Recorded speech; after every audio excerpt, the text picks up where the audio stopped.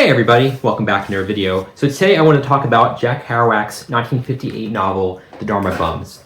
And in this book, Jack Kerouac changes his name to Ray Smith, and it focuses on his friendship with Jeffrey Ryder, who's based off the real-life beat poet Gary Schneider.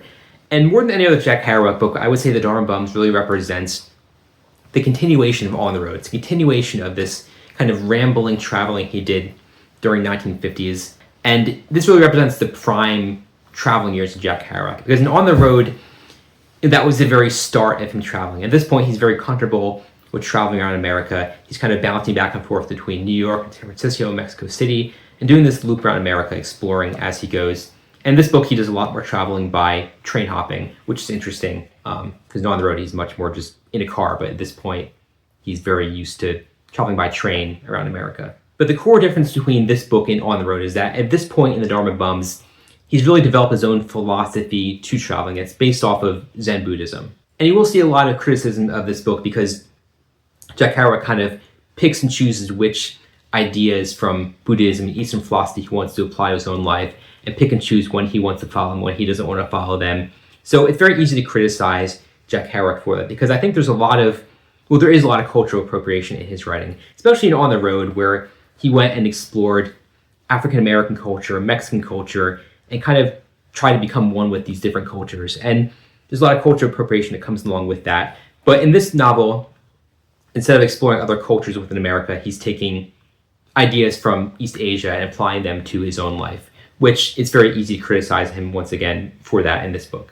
But my take on all of that is that Jack Kerouac is kind of finding his own America, because I feel like in America we're told these same core tenets on what it means to be American. We're told about freedom and liberty, and Jack Kerouac kind of throws all his ideas out, goes out into America, and discovers the people of America on his own, discovers land that is America on his own, and develops his own philosophy about being American. And that's what I feel like Dharma Bums really represents at this point in Jack Kerouac's traveling years. But more than On the Road, I would say that Dharma Bums really represents rejection of mainstream society. Because at this point, you're starting to see a lot of the main ideas of 1960s counterculture beginning to emerge in Jack Kerouac's writing, in his lifestyle, especially in regards to the ideas of free love and these very fluid relationships. Because in this beginning of this book, he really goes into talking about different relationships he had with different women, that he kind of shares his relationships with other people.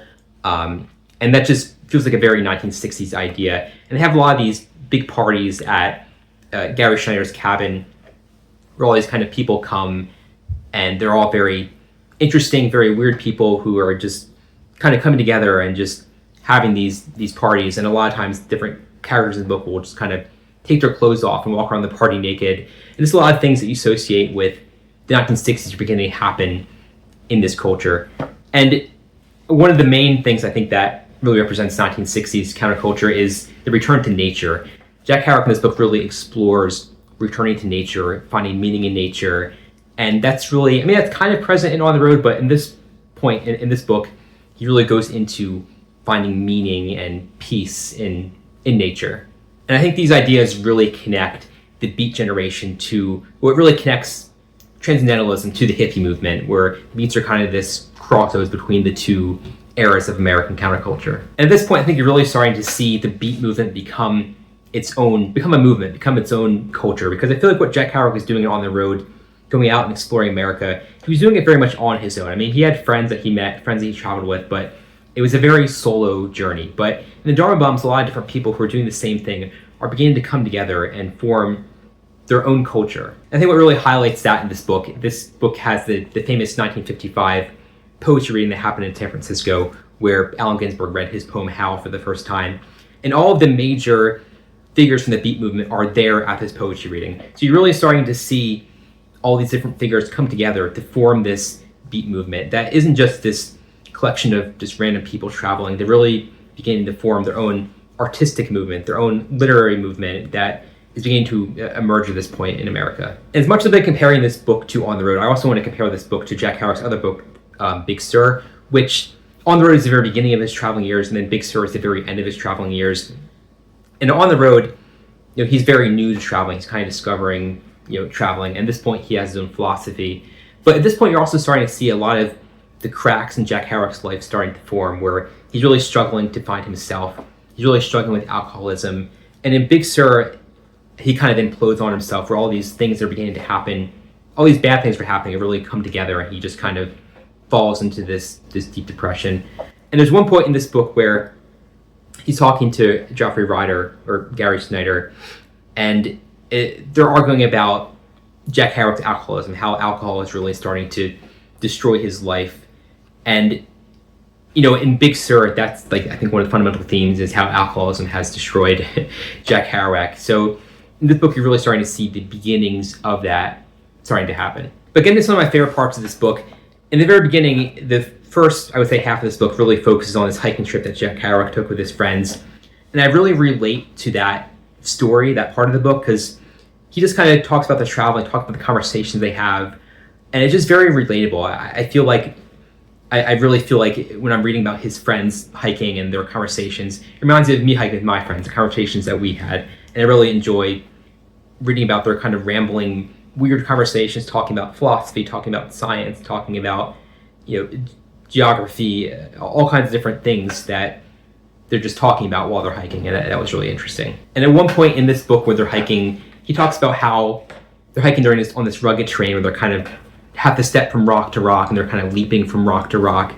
And he really goes into how he kind of incorporates Zen Buddhism in that, where you kind of just leap from rock to rock and you kind of find your own path. The path kind of emerges for you as you hike. And I thought that was interesting how he kind of took his philosophy and adapted it to hiking. I think one of the biggest ways that Jack Kerouac takes Buddhism and applies it to his life is he has this idea of finding meaning through suffering. Because Jack Kerouac had a very difficult childhood. He dealt with his brother who died, dealt with his father who died, and he just went through the 1930s and 1940s, which is a very hard era to live through.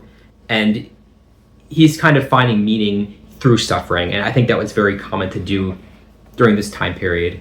And this is just kind of showing how people took these hardships they went through and kind of used them to find meaning in their life. And at one point towards the end of this book, he's staying at his mother's house in North Carolina, and his mother's gone on a trip on her own, I think, to New York, and he's just kind of there at the house on his own. And he talks about how during that week he really relived his childhood, where he just kind of, hung out with his dog and his cat, sat in the backyard, walked around his house. It's a very mundane week in his life, but you really see how he was reliving his childhood. And I think that Jack Kerouac, he really, in his head, lived in his childhood. You look at the book Desolation Angels, which takes place in the events-wise after Dharma Bums, where he just kind of reflects on his childhood again and again and again.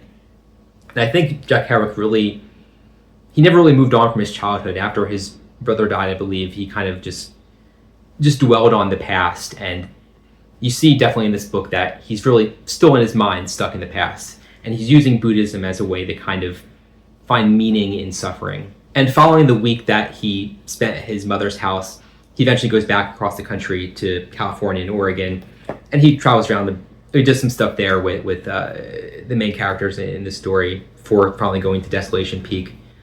This book goes, in the very end of it goes into a little bit of detail about his time spent at Desolation Peak, working as a fire lookout.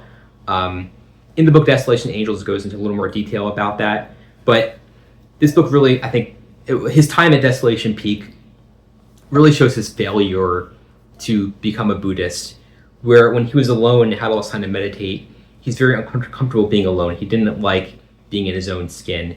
I think that really shows how, he tried to use Buddhism to find meaning in his life, but it really didn't work out for him. He just kind of fell back in on his old tendencies, which you finally see in the book Big Sur. But anyway, there's just some random thoughts I've had on the Dharma Bums after reading this book again this past week.